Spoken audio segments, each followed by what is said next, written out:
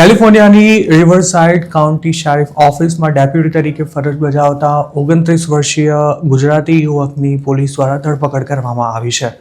આરોપીનું નામ યશ રમેશભાઈ પટેલ છે અને તેના પર સેક્સ્યુઅલ બેટરી અને ફોલ્સ ઇમ્પ્રિઝનમેન્ટના ચાર્જીસ લગાવવામાં આવ્યા છે. કાઉન્ટી શેરિફ ઓફિસના જણાવ્યા અનુસાર યશ પટેલ સામે સ્પેશિયલ ઇન્વેસ્ટિગેશન્સ બ્યુરો દ્વારા તપાસ હાથ ધરવામાં આવ્યા બાદ માર્ચ 7ના રોજ ઝરૂપા વેલીમાંથી તેની ધરપકડ કરાઈ હતી. યશ પટેલ જુલાઈ 2021માં શેરિફ ઓફિસ સાથે જોડાયો હતો અને હાલ તે રોબર્ટ પ્રિસ્લી ડિટેન્શન સેન્ટરમાં તૈનાત હતો.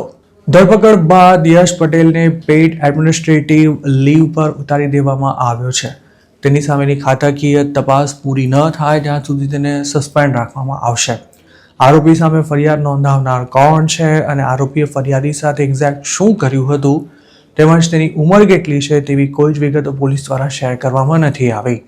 માર્ચ 8ના રોજ ઝરૂપા વેલી સ્ટેશને માત્ર એટલું જ જણાવ્યું હતું કે કેસની તપાસ હાલ ચાલુ હોવાથી તેની વધારાની કોઈ જ માહિતી હાલ પૂરતી જાહેર કરવામાં નહીં આવે. જો કોઈ આરોપી વિશે જાણકારી શેર કરવા માંગતું હોય તો તેને સ્પેશિયલ ઇન્વેસ્ટિગેશન્સ બ્યુરોનો સંપર્ક કરવા માટે પણ જણાવાયું છે. યશ પટેલના જેલ રેકોર્ડ્સ અનુસાર તેને માર્ચ 7ના રોજ સવારે 10:30 વાગે અરેસ્ટ કરવામાં આવ્યો હતો અને બીજા દિવસે બપોરે 1:45 વાગે સાઉથ વેસ્ટ ડિટેન્શન સેન્ટરમાં લવાયો હતો. આ કેસની કોર્ટ ડેટ એપ્રિલ 20 હોવાનું પણ જેલના રેકોર્ડમાં જણાવાયું છે. આરોપી યશ પર સેક્સ્યુઅલ બેટરી અને ફોલ્સ ઇમ્પ્રિઝનમેન્ટના ચાર્જીસ છે.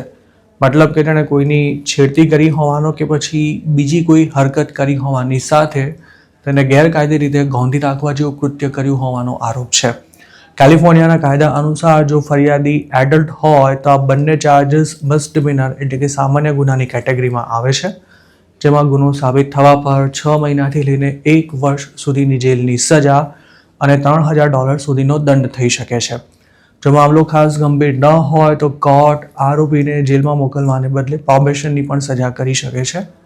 પણ આવા કેસમાં આરોપીનું નામ સેક્સ ઓફેન્ડર તરીકે રજીસ્ટર થઈ જાય તેવી પણ શક્યતા રહે છે અને જો આમ થાય તો તેના માટે પોલીસમાં કે પછી બીજી કોઈ સરકારી જોબ કરવું લગભગ અશક્ય બની જાય છે. આ સિવાય જો ફરિયાદી પર કોઈ જોર જબરજસ્તી થઈ હોય, તે બેહોશ થઈ ગઈ હોય, અપંગ હોય કે પછી આરોપીએ પોતાની સત્તાનો દુરુપયોગ કરીને આ કૃત્ય કર્યું હોય તો તેની સામે મિસડિમિનરની બદલે ફેલોની ચાર્જીસ પણ લગાવાઈ શકે છે, જેમાં ગુનો સાબિત થવા પર 4 વર્ષ સુધીની જેલ થઈ શકે છે. આકરો દંડ પણ ભરવો પડી શકે છે અને સેક્સ ઓફેન્ડર તરીકે તેનું નામ પણ કાયમ માટે રજીસ્ટર્ડ રહે છે અને તેનો પરમેનન્ટ ક્રાઇમ રેકોર્ડ પણ રાખવામાં આવે છે. ખાસ તો જો કોઈ પોલીસ અધિકારી પર આ બંને ચાર્જીસ લાગ્યા હોય તો આરોપ સાબિત થવા પર 3 થી 4 વર્ષની જેલની સજા થઈ શકે છે. જોકે યશ પટેલ સામે ફેલોની ચાર્જીસ લગાવાયા છે કે પછી મિસડિમિનર તેની કોઈ સ્પષ્ટતા કરવામાં નથી આવી.